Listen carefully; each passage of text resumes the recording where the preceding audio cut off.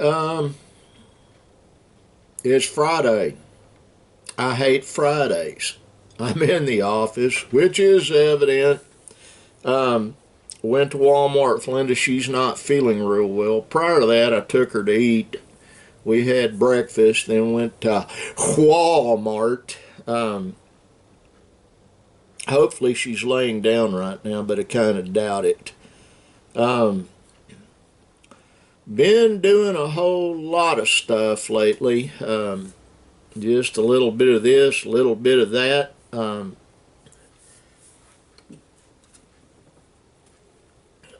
Just a second. I had to clean up a mess I made over there on my microwave while I was making me some brew. And when I say a mess, that is a gross understatement. It's horrible, horrible, I tell you. It's supposed to get down really cold tonight. The heat's on in here. I left it on, and I'm thankful I did. A little later today, I'm going to have Brandon in here helping me clean this mess up. I've got a friend coming tomorrow talk about his future. He wants to be a musician for a living, and that is possible. It is a lot harder if you don't read music. It really is. It can be done. A prime example of that is Lindsey Buckingham made it big playing guitar, and he can't read a note. But there's a lot of technical phraseology on music. Know when the shift is on a song. Know what the chorus is, what the main melody is. There's just all kinds of stuff. Knowing what time you're playing in. Danny's a drummer, my friend coming over, so he probably instinctively understands timing. The first day in a long time that I've not had to wear that pressure glove, compression glove, and my hand's hurting. I just put some this stuff on it. I'm going to put some more here in a little bit. You can't really overdose on it, but it does add a modicum of relief. And what I had in here that had my medication, it has disappeared. It's probably on this desk underneath a ton of crap I've got on the desk.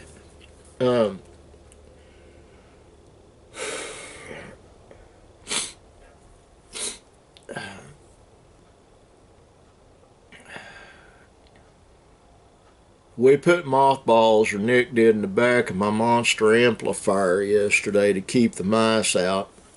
Yeah, I still have mice coming in here. We've got them coming into the house. Gonna have to figure that out.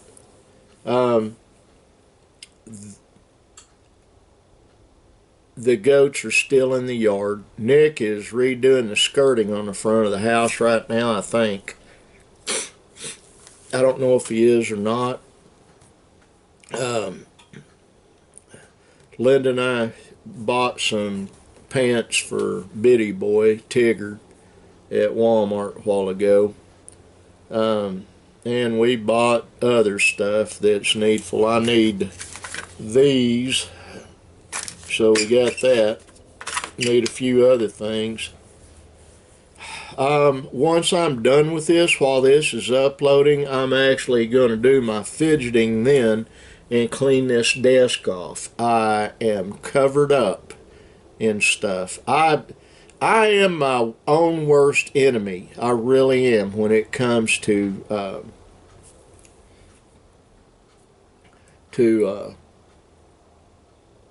everything. I guess everything in life. While Linda and I were at breakfast, a lot of the local police officers were having their noon meal there. And I gave D. Gregory, the assistant chief of police at Davis Police Department, some intel. I said, I'm going to hand this to you, and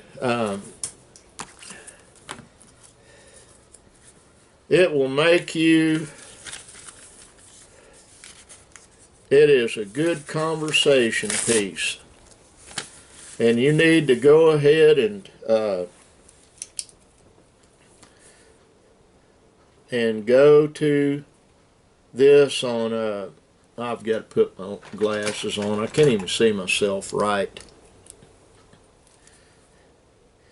I'm writing down just what I gave him.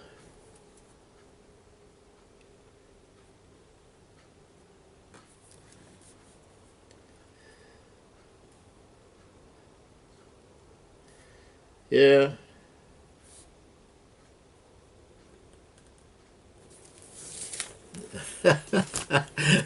He said, now you got me hooked. So what was it? I showed him.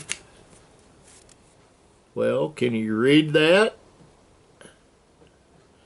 I'm not going to say it because I don't want YouTube taking this video down. They have an algorithm that catches stuff.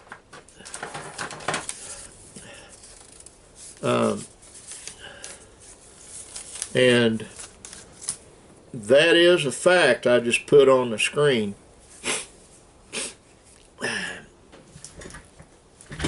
And I also told him where to, another source to verify it. There's an outfit called Zaba Search, Z-A-B-A Search.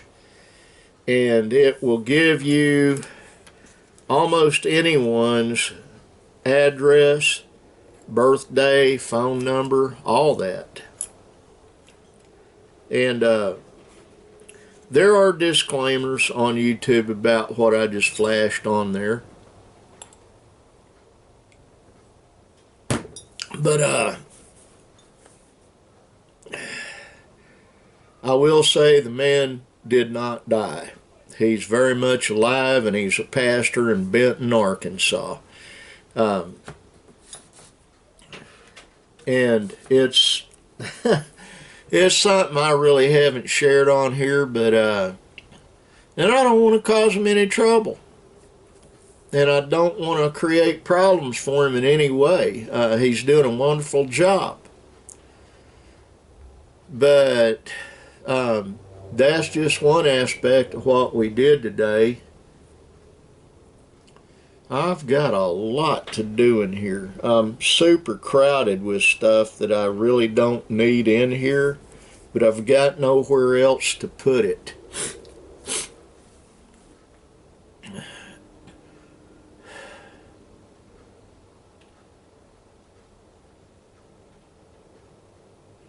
Just listening, you might not be able to hear it on. And there's my phone.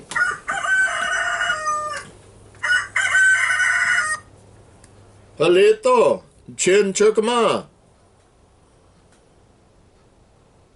Amir chifa kachi chara. Click. I quit doing it in Russian. That's Choctaw, and actually it's not Halito, it's Halito. It's like a short I. But Linda told me if I'd have taught them Choctaw years ago, that we'd have a secret language to talk in. They have classes online that you can go to learn to speak it. My great-grandmother, Maisie Tubby, when I was very little, she'd come by, and she is one of the ones that started me speaking it. My dad taught me what he knew, and then I've had several friends that are native that spoke it. I'm fairly fluent in it. It's like a friend of mine, Henry York, said, you know, people think it's the combination of words is what makes any language. But the Choctaw language actually only has 383 words in it. That sounds phenomenal, but it's the phraseology that catches you. And it's the different pronunciations. It's kind of like if you, let me think of, okay, there, There, means over there, there. There, Their, means their possession, or, and then there, Theyre.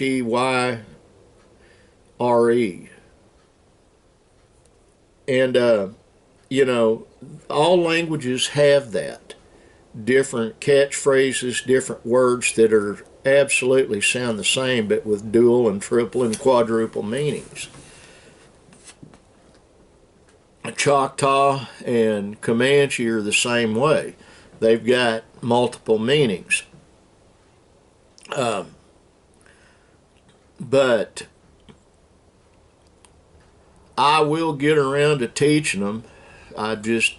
You got to understand, or somebody needs to understand, I'm old, I'm worn out, I'm crippled, I'm fat, and I'm extremely tired all the time. I have chronic fatigue syndrome.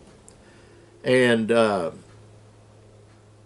it's, you know, while we were at Walmart the other day, I have a friend, Deb McNeil, and her little girl, Katie, works at Boomerang where we eat. And Donna, Deb's mother and Katie's grandmother, Linda and I were in there and we were talking about people getting on these electric carts that don't need them. And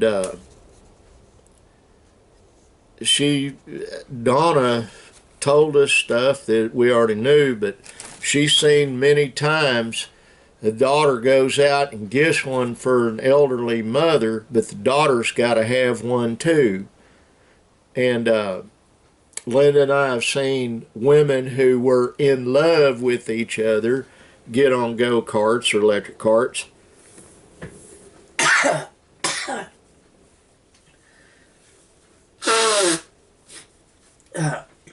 Holding hands while they're driving the carts through the store because it's romantic. A lot of people use them just because they don't want to have to walk and push a buggy to get what they need. I use it because I absolutely have to have it. I've got one knee that is bone on bone, and it makes it really hard to walk. In the house, if I'm in my evening clothes, I don't use a walking cane. Sometimes I do. I have an extra cane in the parlor next to the chair I sit in, between it and a barber counter that my grandfather Virgil Lance had, that my mother gave us. And I will occasionally have to grab that to get around. But I've had one lady one time tell me, well, if you weren't so fat, you wouldn't need that walking cane. Well, that's really not true. The weight does make it hard to get around, but the main problem I got isn't the weight, it's damage. Absolute damage to my legs. And I won't go into all of what that is, but there is a lot of damage to both my legs and my back and my neck and my head and my shoulders.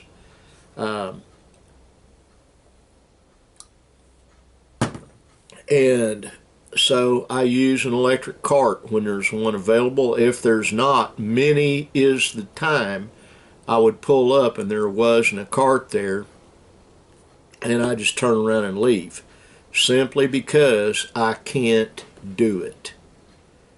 Short distance, I can take a shopping cart, lean on it, and basically skate through the store.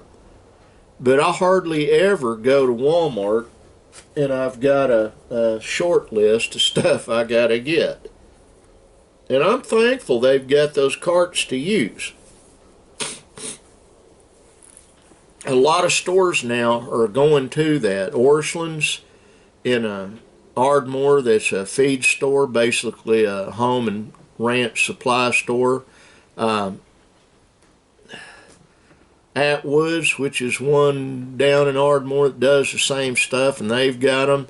Aldi's has them, grocery store. Homeland grocery store has them. There's a lot of places that have them now simply because for a relatively small amount of money, that enables those stores to have more people like me come in and spend money with them.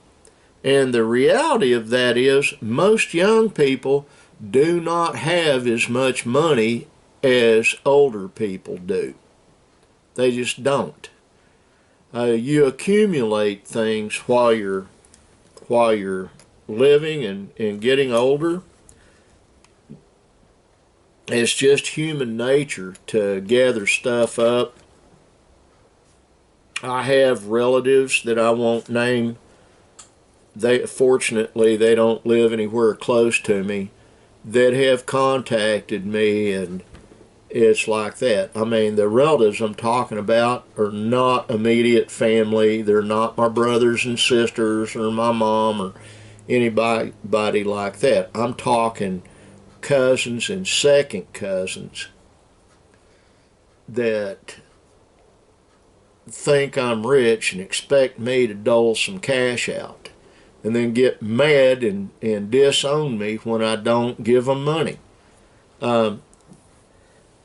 I dole cash out to different folks, usually family members. I don't resent it. I've been there. I understand being broke. I understand not having what you need, especially when you've got little kids. It makes it rough. I mean, real rough. But the flip side of that, I've also been where I've had quite a bit. And that too has problems. Right now I'm kind of in between. Have a large family. We all help each other. That's how it works. You help those you love. And if I can, I will. And if somebody needs help and I can help them, I will. My problem is with the folks that demand I help them. And that's who I was talking about earlier. Even though they're kind of a relative, you don't tell me I have to give you money. You don't tell me I have to do anything. Somebody asks if I can help them, I will. And I will say this about my best friend Jerry, just a second.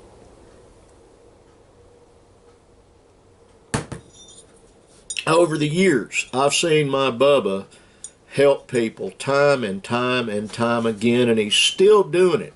It's in his nature. He's not selfish at all. Not whatsoever. And the other thing I like about him, and I try to be this way, if he helps somebody, he doesn't give them a lecture. He just doesn't. You know. And that's one thing that I try absolutely not to do. If I help somebody, not give them a lecture. They don't need that. What they need is help. Now, shifting gears off of that. Watched a movie last night that was an action movie called Nobody. It was made this year. I rented it. At least it only cost $3, but while I was trying to go to sleep last night, I rented it and I watched it. And when it was done, I still wasn't sleepy. Excuse me, my nose is trying to kill me today. That is a fact, Jack. But I've